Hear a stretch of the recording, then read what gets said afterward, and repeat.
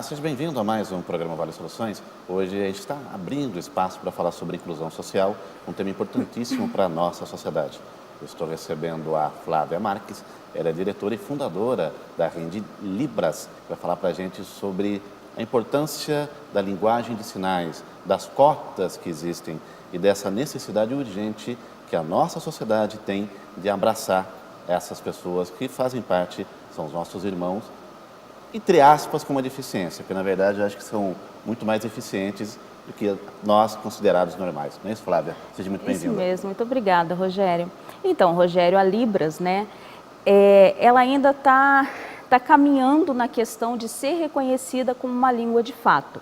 Porque a Libras, ela não é uma linguagem, né? Ela é uma língua que possui toda a estrutura e especificidade gramatical.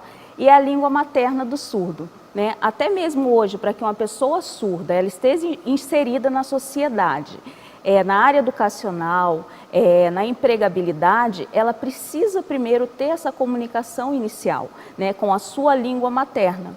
E a inclusão ela só vai acontecer de fato, né, quando as pessoas entenderem que é necessário, essencial e emergencial, né, que as pessoas tenham essa capacitação na língua brasileira de sinais para uma comunicação mais plena com a pessoa surda em qualquer âmbito da sociedade.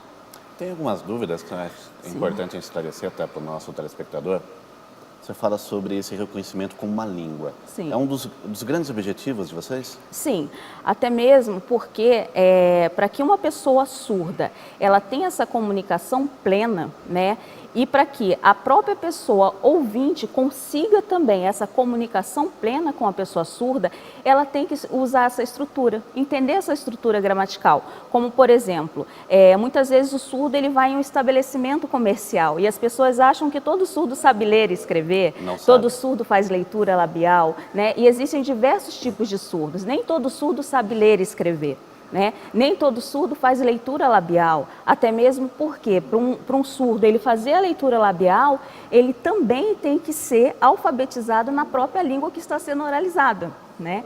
Então isso as pessoas não entendem, por isso a importância fundamental e emergencial de se aprender Libras de fato, né? Mas com toda especificidade que a própria língua proporciona para essa comunicação plena. Flávia, o surgimento dessa língua, ela se deu quando? Quando começou, por exemplo, a criar esse modelo de comunicação para as pessoas com deficiência auditiva? Sim, nós temos o INE, que é o Instituto Nacional de Educação nos Surdos, a primeira escola de surdos no Brasil, né, que nós começamos aí o oralismo e daí ser reconhecido a Libras, né, como idioma de fato. Nós temos a LBI, que é a Lei Brasileira de Inclusão, uma lei que hoje é muito pertinente, né, frente a todas as empresas, empresários que estão se vendo, né, frente a essa lei, na lei de cumprimento de cotas, na contratação de pessoas com deficiência. Eles têm focado muito no surdo. Todo estabelecimento aberto ao público tem que estar acessível também na parte comunicacional. Por quê? Quando nós falamos de acessibilidade, as pessoas pensam muito em acessibilidade arquitetônica, né, do espaço físico, mas a comunicacional, sim, ela tem uma importância muito grande. Ela ainda é pouco valorizada, né? Sim, pouco, eu acho que assim, até pouco reconhecida, né, como eu falei, com toda a estrutura e base que ela dá para esse tipo de atendimento. E sem a gente falar também, Rogério, que as empresas hoje, né, quando a gente se fala de crise, não pensa nesse mercado potencial, né, que está só esperando ter acessibilidade para ser atendido. E com isso, consequentemente, esses empresários também irão aumentar, né, a sua carteira de cliente, tendo esse atendimento diferenciado e especializado. Quando você fala do reconhecimento como uma língua no Brasil, em outros países do mundo, ela já é reconhecida como língua ou não? Sim, sim, porque na verdade a Libras ela não é uma língua universal, ela é uma língua regional, então ela possui regionalismo. Cada cidade, cada lugar, ela tem o seu regionalismo, né? Tá. E os sotaques também, isso é o que diferencia, mas isso não é um bloqueio para a comunicação, tá? Mas ela é sim, de fato, uma língua em qualquer lugar, qualquer país, porque ela tem estrutura gramatical própria. Mas, por exemplo, a mesma linguagem praticada nos Estados Unidos? Não, ela é diferente do Brasil. Os sinais são diferentes. Muda muito? Muda bastante coisas. muda. Ela é diferente. Então, Sim, por ela ser regional. Não deveria ser universal, Flávia? Então, na verdade, assim, eu acredito e gostaria até que fosse, porque seria uma forma mais facilitadora, né? Mas também isso não quer dizer que nos impeça de aprender, né, essa diversificação da própria língua. Esse reconhecimento como língua no Brasil, o que precisa acontecer para que isso de fato venha a ocorrer? Na verdade, ela já é até reconhecida pela própria lei, né, que é a língua materna dos surdos e língua de fato. Ela só não é ainda reconhecida, vamos dizer assim, culturalmente pela própria sociedade, né? Então a sociedade não tem nem ideia da proporção, né, da própria língua, da especificidade, do que ela proporciona na comunicação, com toda a sua estrutura própria. Então, é na sociedade ainda uma questão cultural que eles não reconhecem. Pela lei é reconhecida. Pela né? lei? Isso, mas Sim. falta essa questão Falta mesmo. esse debate. Sim, sim. Debate, eu acho que mais orientação, mais divulgação mesmo, né? E que as pessoas despertem esse interesse de querer conhecer mais, saber mais, né? Como que ela funciona. Ela, por exemplo, ela pode ser uma matéria complementar em escolas? Com certeza. Hoje, nas instituições de ensino, por exemplo, na grade curricular das universidades, faculdades, tem que ter Libras, né? Só que a Libras de um contexto meio que é para a pessoa conhecer mesmo, né? E não se aprofundar para se ganhar um vocabulário. É algo mais introdutório. Sim, introdutório. E não é para se ganhar um vocabulário para ter a própria comunicação. Legal. Eu vou chamar o primeiro intervalo, Flávia, na sequência nós voltamos para falar um pouco mais sobre essa questão das cotas, como uma questão importante, e entender um pouco desse mercado de Libras aqui na nossa região. Voltamos em instantes.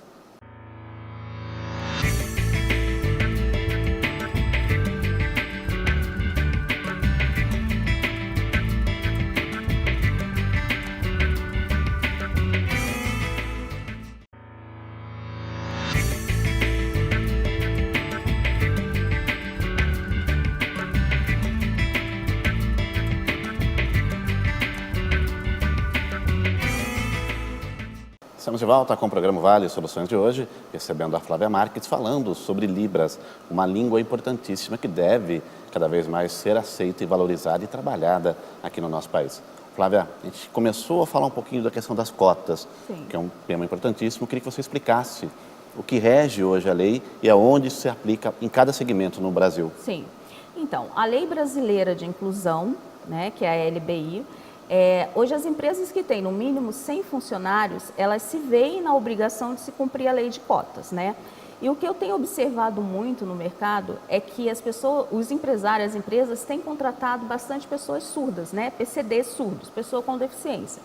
Os surdos, eles sabem o que tem que fazer, mas não sabem o como fazer, tá? E quando eles não sabem o como fazer, o que acontece? Isso gera conflitos internos, né? Tanto na questão profissional quanto interpessoal, no relacionamento com essas pessoas contratadas PCDs, os surdos. Certo. Tá? Então, é emergencial que essas empresas, ela contrate, né, um serviço especializado, para gerar o quê? Gerar essa redução de conflitos, que com isso eles vão gerar também tempo, energia e dinheiro, né? Porque quando na lei de cotas eles não conseguem realmente manter aquele funcionário, eles podem cair na questão do Ministério Público, né? E o Ministério Público vai autuar e isso é uma multa altíssima, né? Então, o que eu tenho visto hoje, né, que dentro das empresas acontecendo, é saber que tem que cumprir a lei de cotas, mas não sabe o como fazer, né? E isso só vai acontecer, Rogério, a inclusão de fato, quando a pessoa com deficiência, ela se modifica para ser inclusa na sociedade e a sociedade se modifica para incluir e receber a pessoa com deficiência. Então também tem esse outro lado, o lado do portador de deficiência auditiva, que também tem que passar por um processo de adaptação. Sim, e essa empresa, né, porque a Rende Libras, ela presta esse serviço especializado, que é para redução desses conflitos e saber fazer com que a gestão da empresa consiga incluir, né, e manter esse profissional. Porque se a gente for olhar por um outro lado, ele tem uma determinada deficiência, mas ele é uma pessoa com habilidades e competências. E a Rende Libras, ela ajuda a empresa a reter esse talento, né? E o que também, isso daí, se a própria empresa, o empresário, tiver a visão desse investimento, ele vai investir uma única vez para algo que realmente seja efetivo e funcional, né? Ele não vai ficar precisando investir várias vezes, porque se ele não faz esse investimento inicial, que é emergencial, porque é uma nova demanda que ele está recebendo, vai acabar que ele vai ter que investir mais na frente, até mais de uma vez ou duas, ou de repente até correr o risco de uma multa. Geralmente, quais são os postos de trabalhos oferecidos pelas empresas quando contrata uma pessoa com surdez? Então, algumas empresas colocam a pessoa, porque eu já me deparei em supermercados, em caixas de supermercados, né, para guardar, fazer a embalagem das compras. Eu já vi surdos em recepção também, cozinha. Normalmente são essas áreas. O surdo ele pode, além dessas funções, desenvolver outra atividade dentro de uma empresa, dentro de um comércio? Excelente a sua pergunta e muito pertinente. Pode e deve, porque o surdo, ele não tem nenhum problema cognitivo. O problema do surdo é exatamente a comunicação. E a Libras, quando ela for reconhecida como idioma de fato e existir essa comunicação dentro da empresa, que a própria parte gestora tem que se capacitar para essa comunicação, ele vai poder atuar em qualquer área. Dentro do seu trabalho hoje, vocês acabam desenvolvendo, então, esse potencial?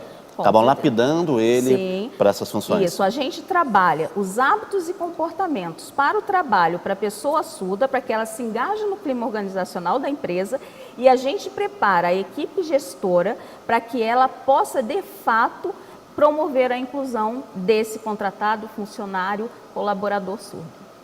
Voltando a falar um pouquinho da questão de cotas. A lei, ela diz, então, que a cada 100 funcionários, a empresa... O mínimo de 100, tem que ter existe a obrigatoriedade, da contratação. contratação. É isso? Isso tem acontecido? Sim, tem acontecido. Até mesmo porque o Ministério Público tem atuado fortemente em cima dessa questão da lei.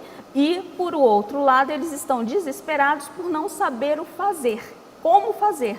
Né? Então, eles contratam, mas depois que está lá dentro, a parte mesmo de gestão gerencial para a inclusão, eles não conseguem. Onde entra o trabalho de vocês? Onde entra a Rende Libras com toda a solução para todos os problemas e de uma forma eficaz e inclusiva de fato. Mesmo nessa questão de cotas, existe um perfil determinado pelas empresas quando da contratação? Uma idade, sexo ou não? Não, eles pedem, porque o que a empresa tem que ter, de fato, é uma garantia que essa pessoa se encaixe na lei de cotas. Né? Esse conhecimento também falta muitas vezes para algumas empresas, porque eu já me deparei com isso. Né? Um surdo que se encaixe na lei de cotas, ele não pode ser unilateral, ele tem que ser bilateral, né? Surdez bilateral. E eu já vi algumas empresas contratando unilateral. E aí acaba que quando acontece a questão da fiscalização, a pessoa, nossa, mas eu pensei que estava dentro da lei. E isso é mais um serviço que a Rende Libras oferece também, essa garantia para a empresa, né, que na contratação, porque nós temos o banco de dados, né, da empregabilidade do surdo, que ela vai ter realmente um PCD que se encaixa na lei de cotas. Então, por exemplo, além dessa questão bilateral, existem outros requisitos para adequação, Flávia? Não. Não, ele é mais essa. Ele tem que ser bilateral. Existe diferenças da surdez? Existe. Existe? Existe. Existe a deficiência auditiva, né? E existe a surdez mesmo. Deficiência auditiva é quando a pessoa, né, ela perde a um certo prazo da vida a audição, né? Mas ainda ouve. Surdez é quando a pessoa ela nasce surda mesmo. Né? Então, por algum motivo, ela nasceu surda. Então, a gente diz que ela é uma pessoa surda. E o deficiente auditivo é aquele que utiliza o aparelho, que ele, né, perdeu em algum momento da vida, mas não perdeu total, perdeu parcial. O aparelho funciona para quem não tem uma perda total, é isso? Isso. Esse não está na lei de cota? Não. Não? Não.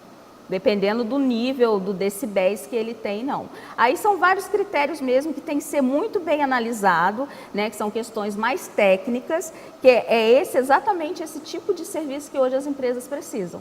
O tempo de formação, de lapidação dentro da sua empresa para o surdo. Quanto tempo, em média? Então, nós atuamos na questão de capacitação em Libras. Sim, sim. Então, capacitação em Libras, nós atuamos com a carga horária total de 180 horas, que é a carga horária exigida. Né? Então, ele tem duração de 12 meses, essa capacitação. E ele sai com um nível de tradutor e intérprete de Libras. Né? E o desenvolvimento do surdo, aí a gente já entra numa outra questão também, que não é só simplesmente a própria capacitação em Libras para o surdo, porque também existe o surdo que ele não é alfabetizado na própria língua. Né? Tá. Então, entra um outro critério. E isso daí a gente puxa muito a questão das relações humanas, né? E o desenvolvimento humano, que é muito mais profundo do que simplesmente você aprender Libras. É aí onde cresce muito e vem muito forte a parceria que a Rende Libras tem com a empresa, com a sociedade brasileira de humanitude.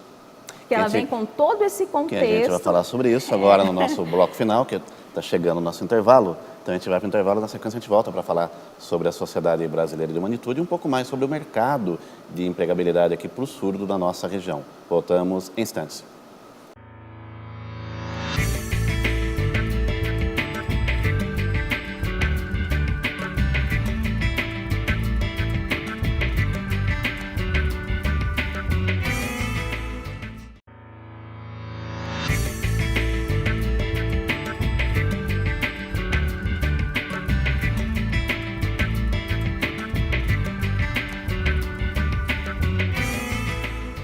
Retornamos para o bloco final do programa de hoje, do Vale Soluções, com a participação da Flávia Marques, falando sobre Libras.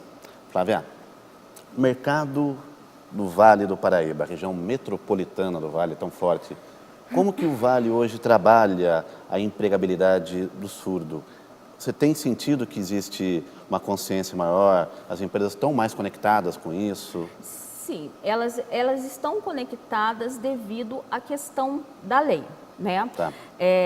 Então, o pressionamento... Livre e espontânea pressão. Livre e espontânea pressão. Como eu falei, tem essa questão da contratação, mas só que a Libras, ela não é simplesmente só aprender sinais, né? Então, vem todo um outro contexto por trás disso, que aí agora a gente vai entrar um pouquinho na visão humana, vamos dizer assim, nas relações humanas. Perfeito. Né? Muitas vezes... Você tem o seu funcionário, vamos dizer, um funcionário que não tem nenhum tipo de deficiência. Ele tem uma personalidade, né? Então, a gestão dessa empresa, ela vai trabalhar frente a essa personalidade, esse caráter dessa pessoa, e isso acontece também com a pessoa com deficiência. Só que, por causa da visão assistencialista, eles deixam um pouco de ver a pessoa primeiro como pessoa e depois a deficiência.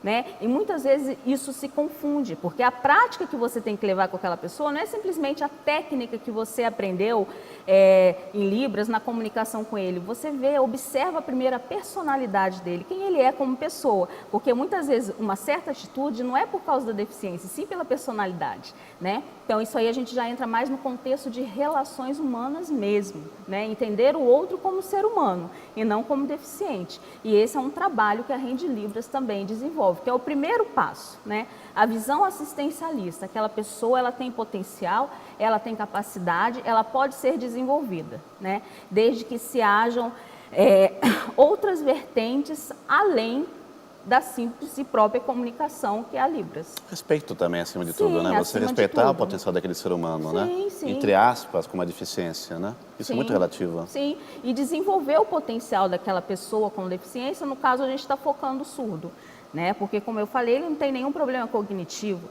ele tem simplesmente um idioma próprio, né?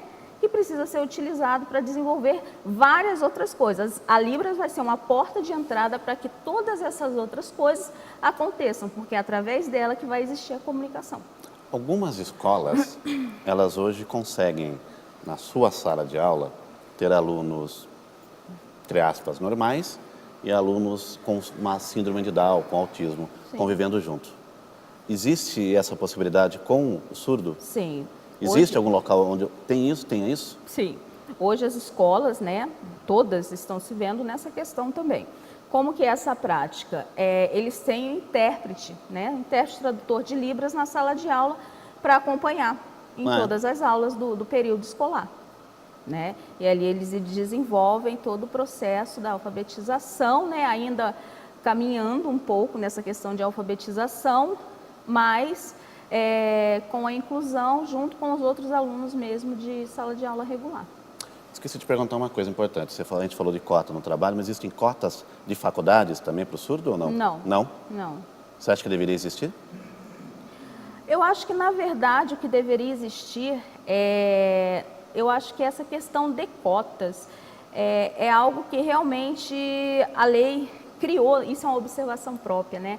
Para que essas pessoas sejam mais vistas. O que deveria existir é que realmente todos, né, independente de lei, independente de cotas, de números, porque as pessoas não podem ser números, elas Sim. têm que ser pessoas, gente.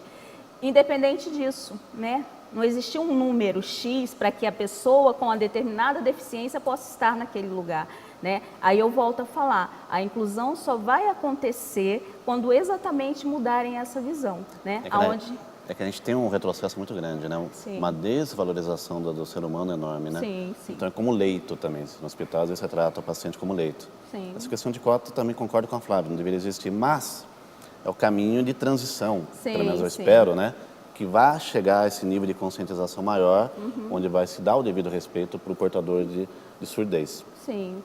E isso que é o mais importante, né? Por isso essa grande parceria com a Humanitude, de tratar realmente as relações humanas, as pessoas passarem a se enxergar mais como pessoas, como gente que olha para a gente, né? E realmente desenvolve esse lado, e não um mecanismo, qual a técnica que eu aprendi para lidar com aquela pessoa que tem uma deficiência, né? Falar um pouquinho sobre isso. A Flávia também tem um sócio, né? Daniel Bogas, que está aqui hoje como convidado oculto, né? Que nos nossos estúdios acompanhando a entrevista da Flávia. Falar um pouquinho sobre o Sistema Brasileiro de Humanitude. Sim.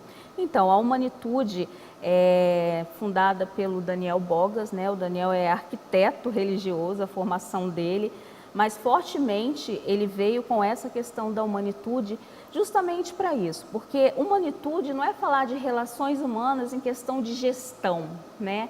É falar de relações humanas, de realmente ser gente, né? E a gente olhar para dentro da gente mesmo e ver o que está faltando, o que as influências externas transformou a gente, porque cada dia que passa, a gente fica meio que mecanizado, né?